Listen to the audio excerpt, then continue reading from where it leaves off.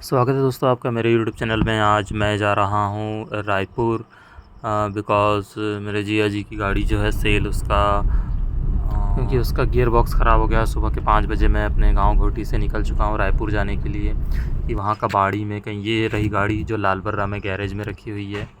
देख सकते हैं आप कि इसका हमको लाना है गियर बॉक्स। ये ओपन है अभी गाड़ी। इसके लिए मैं सुबह 5 बजे घर से निकल गया। मिस्त्री आने वाले थे, ये भाईजान है, इनके साथ जाना था। ये गाड़ी का गियर बॉक्स निकला हुआ है और same to same gear box लाने के लिए हमें जाना पड़ा था रायपुर, जो कि गाड़ी कबाड़ी में कटती है, वो लोग निकाल के रख लेते हैं। और हमने उसको अपने गाड़ी ईऑन में लोड कर लिया। उसके बाद हम निकल गए लालबर्रा से। सुबह 6 बज गए इनके आते तक। ये 2 लोग और मेरा दोस्त आकाश और हम गए। फिर हमने पेट्रोल डलवाया 500 रुपये का, क्योंकि छत्तीसगढ़ में पेट्रोल 10 रुपये सस्ता है, इसलिए हमने केवल 500 रुपीज़ छत्तीसगढ़ में नहीं बढ़ा, 1500 पकौड़ा पेट्रोल पंप में पेट्रोल डलवाया। और फिर हम यहाँ से निकल गए आगे। हमको गियर बॉक्स बदला के आज ही आना था, उसको एक्सचेंज करवा के पेट्रोल डलवाया। हम पहुँच गए रावणवाड़ी में हमने हवा चेक करवाई और यहाँ से फिर हम आगे बढ़े। इस बालक से मैंने थोड़ा मजाक भी किया, बोला कि टनाटन हवा है, ठीक है। फिर हम निकल गए। ये पहुँच रहे थे हम आमगाँव के पास। हमको थोड़ा देखा पहाड़ में, सोचा रिकॉर्ड कर लूँ। थोड़ा सा पीछे बैठा था मैं और जो मिस्त्री साहब है वो गाड़ी चला रहे थे और इनकी गाड़ी में जो मुझे इनने हिचकोले खिलाए हैं, दोबारा मैंने कहा कि भैया गाड़ी तो मैं ही चलाऊँगा, आप तो आराम से पीछे ही बैठ जाओ। साला अभी तेरे मोबाइल में देखा और इसमें देखा। उसके बाद पहुँच गए हम देवरी। ये था नेशनल हाईवे जो कि रायपुर से नागपुर को जाता था, गोंदिया से आगे है ये। यहाँ से हमने नेशनल हाईवे पकड़ लिया और फिर हम चल पड़े। फिर मैंने गाड़ी ड्राइव करी, आकाश बाजू में बैठा था, आड़ा ही वीडियो अपलोड होता है। जा रहा था। ऐसे चलते नेशनल हाईवे में चलते रहे। ये आ गया फिर बॉर्डर, छत्तीसगढ़ और महाराष्ट्र बॉर्डर आ गया, जहाँ पर बहुत बड़ा चेक पोस्ट लगा हुआ है। यहाँ पर कार और बाइक के लिए कोई पाबंदी नहीं थी। वहाँ से हम सीधे आगे निकल गए। उसके बाद हम पहुँचने वाले थे राजनांदगांव सिटी। रायपुर यहाँ से 138 किलोमीटर था, 293 और हम जस्ट नियरेस्ट ऑफ राजनांदगांव थे। बहुत मज़ा आ रहा था गाड़ी चलाने में और ऐसे हम धीरे धीरे पहुँच गए राजनांदगांव। यहाँ से रायपुर और 77 किलोमीटर। राजनांदगांव बहुत सुंदर सिटी है। आप इस रोड से जाएंगे तो राजनांदगांव के ऊपर पूरा फ्लाईओवर से निकल जाएंगे। अगर आपको राजनांदगांव सिटी में काम है तो आपको नीचे उतरना पड़ता है, लेकिन जो पूरा राजनांदगांव शहर हम फ्लाईओवर से देख सकते हैं। ये यहाँ का पंजाबियों का मंदिर गुरुद्वारा कहा जाता है। फिर हम उतर गए राजनांदगांव से। फिर हमने पकड़ लिया नेशनल हाईवे। फिर हम चलते रहे लगभग 300 किलोमीटर ड्राइव। उन्होंने केवल 60-70 किलोमीटर किया होगा। फिर मैंने पूरा ड्राइव किया राजनांदगांव रायपुर तक पूरा ड्राइव किया और वापसी में भी मैंने ही ड्राइव किया पूरा। शानदार रोड था, कोई दिक्कत नहीं थी, ट्रैफिक ज़्यादा नहीं था, बहुत मज़ा आ रहा था चलाने में। इस प्रकार हम चलते रहे और बीच में कुछ खाने के लिए भी हम नहीं रुके।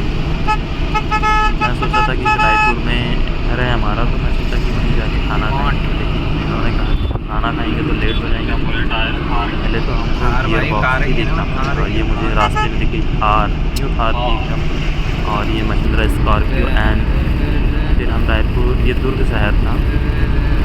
दुर्ग शहर में भी बड़ी बड़ी बिल्डिंगें हैं। दुर्ग शहर में ही भिलाई स्टील प्लांट है, भिलाई गाँव में। वहाँ से हम क्रॉस कर रहे थे और उसके बाद हम पहुँच गए रायपुर।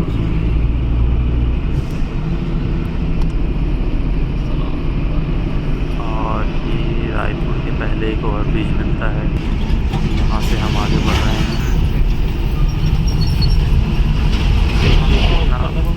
शानदार शहर है ये कौन से कांच को बोला साइड में। और हम यहाँ से आगे बढ़ते चले और हमें आज ही वापस भी आना था गियर बॉक्स लेकर के। इन्होंने मना कर दिया था कि हम हमारा घर है तो वहाँ रुक सकते थे। अभी रायपुर से प्रवेश ले चुके हैं। ये रायपुर में बहुत बड़ा सोलर प्लांट लगा हुआ है, रायपुर के जस्ट पहले। और ये अब हम पहुँच गए कबाड़ी वाले के यहाँ। सीधे हम वहीं पर गए और ये देखिए यहाँ पर कैसे गाड़ियों को काटा जाता है और हम ये देख रहे हैं।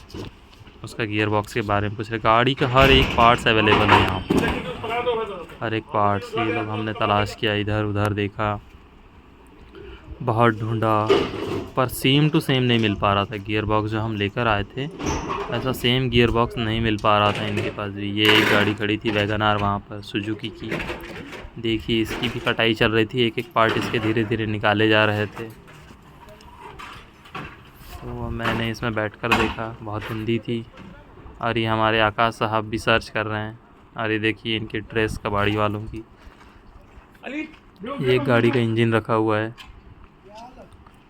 हमें गियर बॉक्स नहीं मिल पा रहा था, बहुत दिक्कत हुई। फिर हमें और दूसरी जगह जाना पड़ा, यहाँ तो नहीं मिला। फिर इन्होंने दूसरा एड्रेस दिया, फिर कबाड़ी वालों के व्हाट्सएप ग्रुप में शेयर किया उस गियर बॉक्स की फ़ोटो।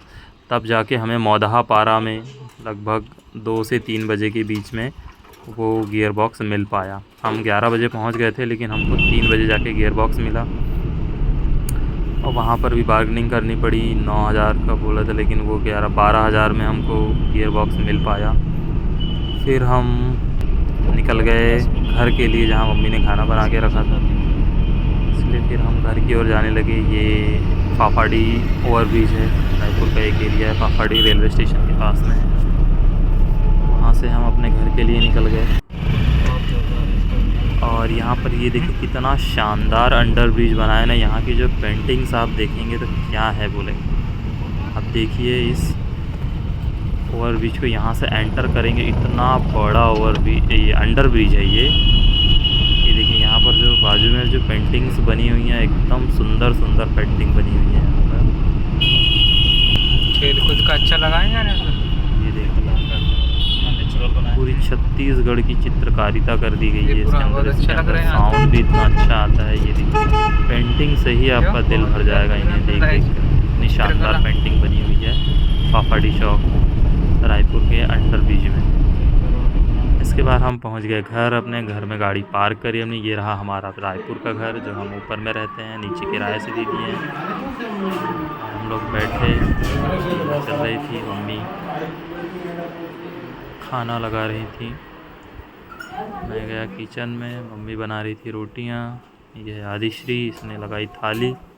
और मम्मी ने शानदार खाना बना के रखा था, खीर पूड़ी सब्जी। वो करता है ना भाई। फिर हम निकल गए घर से और हमने डलवाया रिलायंस पेट्रोल में पेट्रोल पंप, जहाँ पर 10 रुपये MP की तुलना में पेट्रोल कम था। फिर हमने डलवाया पेट्रोल और हम अब उसने कहा दी तो निकल चुके हैं वापस के। रेस्टोरेंट भी है रिलायंस। शाम के हम 6 बजे निकल गए बालाघाट लालबर्रा घूटी आने के लिए। और अब हम इसलिए कांटेक्ट हटा दिया, टाटी बंद की ओर, इसलिए कांटेक्ट हटा दिया। टाटी बंद से धनपुरी रोड। और टोटल गाड़ी मैं ही ड्राइव कर रहा था, क्योंकि जब वो मिस्त्री भैया जब ड्राइव कर रहे थे मुझे इतना डर लग रहा था, मुझे सीट पकड़ के बैठना पड़ गया था, इतनी स्पीड चला रहे थे। बताना ऐसा कुछ नहीं था। फिर हमने धीरे धीरे सिग्नल को क्रॉस करते हुए आगे बढ़े। और हम रायपुर से अब निकल चुके थे। हमने घर में सिर्फ खाना खाया, थोड़ी देर रेस्ट किया, सिग्नल में रुका और निकल गए। देखिए रायपुर से बाहर का नज़ारा, शानदार ग्रीन ट्राई कलर सीरीज लगी हुई है पोल्स पर, तिरंगे झंडे प्यारी लग रही है। क्यों नहीं कराएंगे आप? फिर बड़े बड़े ट्रक, बहुत ट्रैफिक में फंसना पड़ा हमें दुर्ग से रायपुर के बीच में। बहुत धीरे धीरे जाना पड़ा, बहुत ज़्यादा ट्रैफिक था। वहाँ पर भी ओवरब्रिज बन रहे थे। इस प्रकार से हम आगे बढ़ते हुए हमने दुर्ग शहर में एंट्री ली।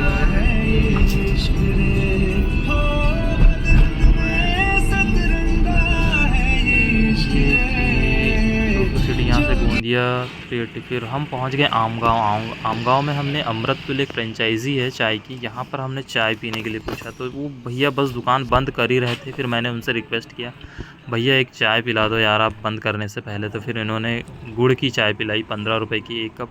इतनी शानदार चाय थी ना अमृततुल की, मज़ा आ गया चाय पीने में, वो भी गुड़ की चाय थी।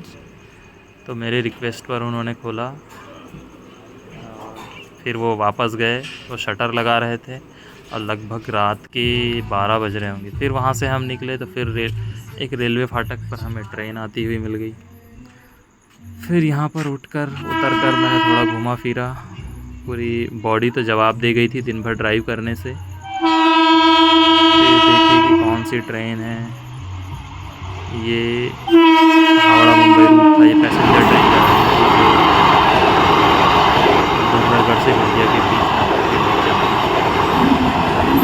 क्रॉस करी। फिर हम फिर से अपनी गाड़ी में बैठ चले।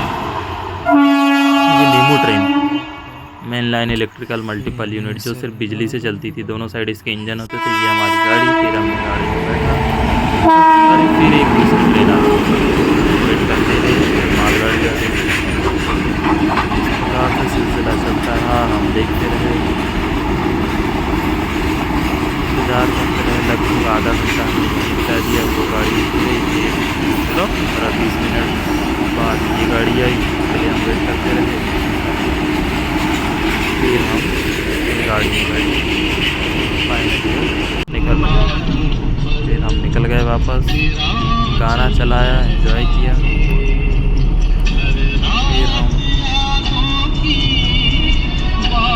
फिर हमको गोंदिया वापस आना पड़ा। गोंदिया से फिर हम बालाघाट की ओर निकले। इस प्रकार से हमारा सफ़र लगभग रात के 2 बजे के आसपास ख़त्म हुआ।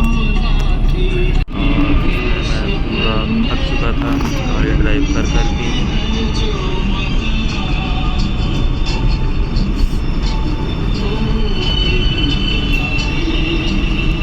ये फिर हम गाँव से गोंदिया के बीच वाली रोड है, बालाघाट में एंट्री कर चुका है।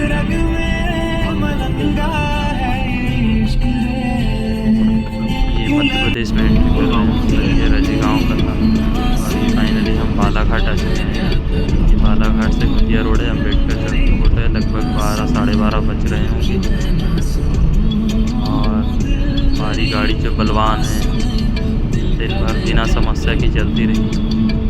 पिक्चर लगा ये रहा बालाघाट का अम्बेडकर चौक, जो बहुत बड़ा विशालकाय झंडा यहाँ पर फहराया जाता है। और यह राम भगवान की पिक्चर लगी हुई है LED स्क्रीन में। श्री राम, जय श्री राम लिखा हुआ है। आपने बालाघाट के अम्बेडकर चौक में देखा होगा। और मैं आकाश को छोड़ने के लिए फिर हमें जाना पड़ा बूढ़ी की ओर। ये आकाश का रूम बूढ़ी में है, बालाघाट के। हम पढ़ रहे हैं बालाघाट की साइड, बालाघाट में बूढ़ी की साइड। एक वीडियो जुड़ते जाते हैं बाद। और PG कॉलेज के सामने भी बहुत शानदार सीरीज़ लगा रखी है।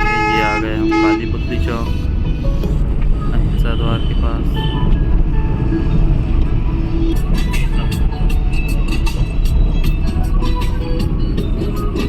ये रहा बालाघाट बस स्टैंड, जो रात में भी जिंदा था। कई लोग जाग रहे थे। लगभग 12 बज रहे होंगे, 12 से 12:30। फिर पहुंच गए हम गैरेज में वापस, लालबर्रा में। ये था गियरबॉक्स हमने वहाँ से लाया था एक्सचेंज करवा के। फिर हमने, ये हमारी कार खड़ी थी सेल, ये शेवरेले की शेल कंपनी की गाड़ी है, शेवरेले की शेल मॉडल है। फिर हमने इसको रखवाया वापस। फिर मैं ये मिस्त्री भैया को लालबर्रा के पनबीरी छोड़ने गया, एक भैया को आमाटोला में छोड़े। इस प्रकार से हमारा पूरा सफ़र रात के लगभग 1:30-2 बजे कंप्लीट हुआ। ये ओरिएंटल स्कूल लालबर्रा का।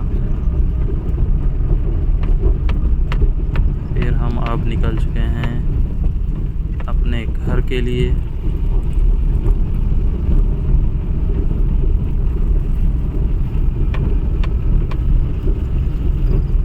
ये लालबर्रा का हॉस्पिटल। और ये फाइनली मैं पहुंच चुका हूं अब अपने गांव। ये हमारे गांव की बड़ी नहर।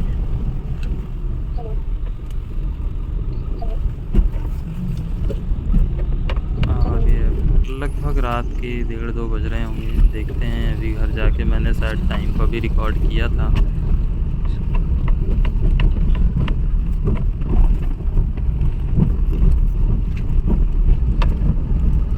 ये आ गए मैं अपने घर के एकदम पास में। भाई कुत्ते लोग घूम रहे थे, पूरे मोहल्ले की जगवाली कर रहे थे। और रात में लगभग 2 बजे मैं अपने अकेले घर पहुंचा।